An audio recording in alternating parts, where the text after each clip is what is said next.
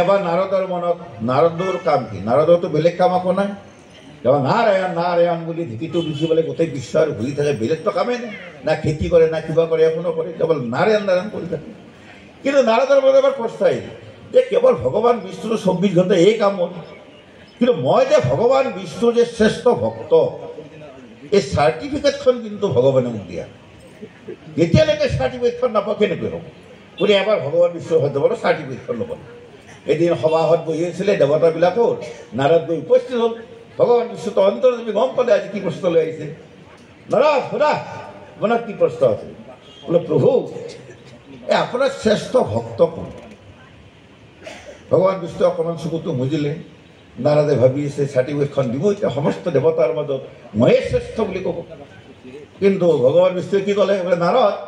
এই অমুক গাঁওখনত যোৱাচোন তাত এজন খেতিয়ক আছে সেই খেতিয়কজন মোৰ শ্ৰেষ্ঠ ভক্ত নাৰদৰ মুখখন কলা পৰি আৰে খেতিয়কজন প্ৰভু কিন্তু আপোনাৰ কিমানবাৰ নাম লয় মইতো অনবৰত আপোনাৰ নাম লৈ থাকোঁ বোলে যোৱা তুমি খেতিয়কজনৰ ঘৰলৈকে যোৱা গৈ বোলে চাবা নাৰদ এজন সৰু ল'ৰা হ'ল খেতিয়কজনৰ ঘৰলৈকে গ'ল গৈ ক'লে মই আপোনাৰ ঘৰত থাকিম দিনত যি যি কাম কৰিবলৈ গৰু চাৰিবলৈ কৰিলে মোৰ দৰমহা চৰমহা নালাগে থাকিবলৈ দিলে খাবলৈ দিলে থাক বাপা তই থাক নাৰদে সদায় লক্ষ্য কৰে এই খেতিয়কজনে ভগৱান বিষ্ণুৰ কিমানবাৰ নাম কিন্তু দেখে কি ৰাতিপুৱা 4:30 উঠিল চাহ একাপ খালে হালখন লৈ গ'ল পথাৰৰ পৰা আহিল আকৌ জলপান খাই আকৌ কঠীয়া পাৰিবলৈ গ'ল আকৌ আহিল আকৌ শাক চব্জি লৈ পেলাই বজাৰত বিক্ৰী কৰিবলৈ গ'ল আকৌ আহিল আকৌ শুই থাকিল আৰে কেৱল নিজৰে কাম কেৱল খেতি ল'ৰা ছোৱালী এইবিলাকে কাম আৰু এওঁ শ্ৰেষ্ঠ ভক্ত এদিন দুদিন 3বাৰ গ'ল সন্দেহ হ'ল ব'ল আকৌ ভগৱান বিষ্ণু তো ভগৱান কি নাৰদ বুজি পালা বোলে প্ৰভু মই একো বুজি নাপালোঁ বোলে কিয় বোলে কেৱলতো খেতি বাৰী আদি কয় নিজৰে কাম কেৱল ল'ৰা ছোৱালী এই চিন্তা বোলে শুনা বিষ্ণু নাৰদ মই তেওঁক সেই কাম ময়ে কৰিব দিছোঁ এই খেতি কৰিব দিছোঁ ময়ে দিছোঁ এই ল'ৰা ছোৱালী জন্ম দিব ময়ে দিছোঁ এইবিলাক ময়ে দিছোঁ মোৰ কাম তেওঁ কৰি আছে বাৰু নাৰদ মই তোমাক এতিয়ালৈকে মই কোনো কাম দিয়া নাই দিলোঁ আজি মই এটা কাম দিম তুমি কৰিব পাৰিবা আজ্ঞা দিয়ক আপোনাৰ যি আজ্ঞা বোলে শুনা এই চাকিটো লোৱা মিঠাতেলৰ চাকি এটা দিম পুৰা কিছুমানে বাতি বুলিও কয় কিছুমানে চাকি বুলি যি নহওক আৰু দিলে পুৰা মিঠাতেল 1 বাতি মিঠাতেল দিছে দি পেলাই বাতিটো হাতত দি ক'লে নাৰদ গোটেই বিশ্ব ব্ৰহ্মাণ্ডখন তুমি 1 বছৰত ঘূৰি আহিব লাগিব পাৰিবা বোলে পাৰিম প্ৰভু বোলে যোৱা কিন্তু এটা কণ্ডিশ্যন আছে নাৰদ বোলে কি গোটেই 1 বছৰত ঘূৰিব লাগিব 1 টোপাল তেল মাটিত পৰিব নালাগে তেল কিন্তু মাটিত পৰিব ধৰি পৰীক্ষাত ফেল তুমি বোলে হ'ব প্ৰভু তেল বাতি ল'লে প্ৰথম 1 খোজ দিয়ে চকু ক'ত তেল পৰিব নেকি দ্বিতীয় খোজ দিয়ে চকু ক'ত আজ্ঞা তেল পৰিব নোৱাৰিব পৰীক্ষাত ফেল এনেকৈ গৈ 1 বছৰত ঘূৰি আহিল বিষ্ণু নাৰদ আহিলা বোলে আহিলোঁ তেল পৰিছিল নেকি গোটেই বিশ্ব পুৰা ঘূৰিছোঁ বোলে তেল পৰিছিল এই প্ৰভু চাওক 1 টোপাল তেল ল'ব বোলে বাহ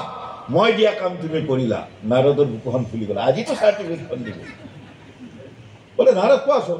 এই 1 বছৰত তুমি মোৰ নাম কিমানবাৰ ল'লা তেতিয়াতো হয়তো প্ৰভু পাহৰি গৈছে আপুনিতো কৈছে ঘূৰিব লাগিব তেল পৰিব নালাগিব মোৰতো চকু কেৱল চাকি তেল যাতে নপৰে মইতো পাহৰি গ'লোঁ পাহৰি গ'লো যোৱা আকৌ খেতিয়কজনৰ ঘৰলৈকে যোৱা এইবাৰ তুমি লক্ষ্য কৰিবা খেতিয়কজনে খোৱাৰ সময়ত কি কৰে নাৰদ আকৌ গ'ল খেতিয়কজনৰ ঘৰলৈকে গৈ দেখে যে খেতিয়কজনে গোটেই দিনটো পৰিশ্ৰম কৰি খোৱাৰ সময়ত এবাৰ প্ৰভু বিষ্ণু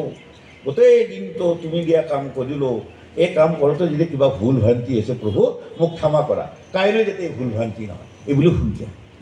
নাৰদে তেতিয়া বুজিলোঁ যে একে কাম ভগৱানে মোক দিছিলে মই তেওঁ দিয়া কাম কৰিলোঁ কিন্তু তেওঁৰ নাম ল'ব পাহৰিলোঁ খেতিয়কজনক তেওঁ দিয়া কাম কৰিলে তেওঁৰ সমস্ত কাম কৰাৰ পিছতো কিন্তু সদায় খোৱাৰ সময়ত এবাৰ নাৰদ ভগৱান বিষ্ণুৰ নাম লয় মই সেইকাৰণে সেই ৰাইজ সকলোকে আহ্বান জনাওঁ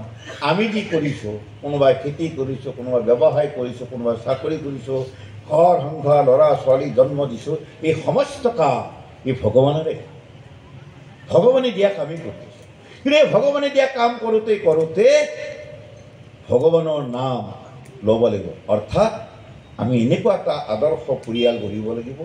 যি পৰিয়ালৰ দ্বাৰা সমাজৰ ৰাষ্ট্ৰৰ কল্যাণ হয়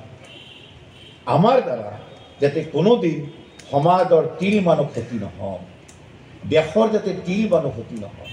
ধৰ্ম সংস্কৃতিৰ যাতে তিল মানুহ ক্ষতি নহয়, তেনেকুৱা প্ৰত্যেকেই তেনেকুৱা আধ্যাত্মিক পুৰুষ হ'বলৈ সকলোৱে চেষ্টা কৰোঁ। ভগৱন্তই আমাক সকলোকে আশীৰ্বাদ প্ৰদান কৰক। ইয়াকে কৈ মই সকলোকে ধন্যবাদ জনাই মই মোৰ ভাষণ ইয়াতে সমাপ্ত কৰিছোঁ।